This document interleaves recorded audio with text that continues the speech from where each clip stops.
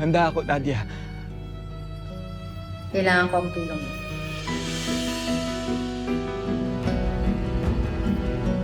Tulong? Oo, Nadia. Kahit ano, tutulungan kita. Gusto kong umamin ka.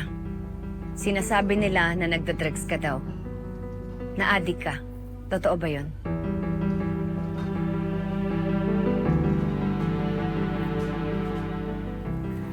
At posible rin ba na kaya nahuli si Nonoy na may drugs sa bag niya? Dahil sa'yo yun. Ano? Nadia, hindi ako yun. Lilinawin ko lang. Ikaw ba yung naglagay ng drugs sa bag ni Nonoy? Nadia, maniwala ka sa akin. Maniwala ka sa akin. Wala akong kinalaman sa nangyari kay Nonoy. Pero ano? Pero may nag-utos sa akin na lagyan ng droga ang bag ni Nonoy.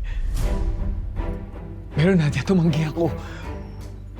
Hindi ko ginawa. Pwes napahamak siya. Nakulong pa nga eh. Kaya sabihin mo sa akin kung sino nag-utos sa'yo. Para mabigyan ng hustisya si Nonoy. Si Kaloy. Si Kaloy ang nag-utos sa akin para lagyan ng droga ang bag ni Nonoy. Pero Nadia, maniwala ka. Tumanggi ako. Hindi ko ginawa. Alam ko, malaki yung kasalanan ko kay Nonoy. Pero sa kabila ng lahat, tinulungan niya pa rin ako. Kaya Nadia, maniwala ka.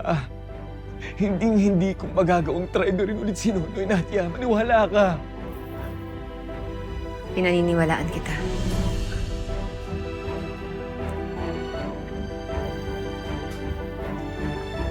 Tingnan mo to.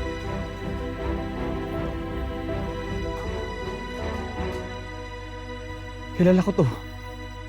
Si Dencio to. Drug pusher yan. At sigurado ako na tungkol sa bentahan ng droga pinag-uusapan nila dito. Bumili si Kaloy ng mga pakete ng shabu. Sinasabi ko na nga ba eh. Napakatuso talaga ng gagong Kaloy na yan. So anong ibig mong sabihin? Nadia, ito mismo yung nakita ng mga polis na droga sa bag ni Nonoy. Ito yung ipinlanta nila kay Nonoy. Pero hindi sapat yung mga text messages na yan. Kailangan natin makahanap ng matibay na ebidensya na makapagtuturo na si Kaloy ang nagplanta ng droga kay Nonoy.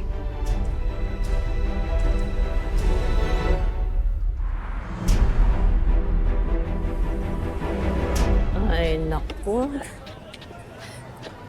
Hi, Miss Beautiful. Order nga ng dalawang siomay. Kayla! Ang apo kong gwapo. Buti na lang talaga nagmana sa lola, hindi sa lolo. Sana kanina ka pa nandito. Nandito si Jolly. Hindi mo inabutan. Pero apo, wala na talagang siomay. Naubos na. Bakit kasi ngayon ka lang dumating? Alam ko na. Dinala mo sa ospital yung kaibigan mo, no? Ella, hindi ko pa siya kayang harapin ngayon eh. Malala yung kalagayan niya dahil sa akin. Ay, oo nga. Parang ibang klase yung naging laro mo kagabi. Ella, sinunod ko lang naman po yung payo sa akin ni Sir Kaloy. At sa tingin ko naman, normal naman mapuruan sa boxing, di ba?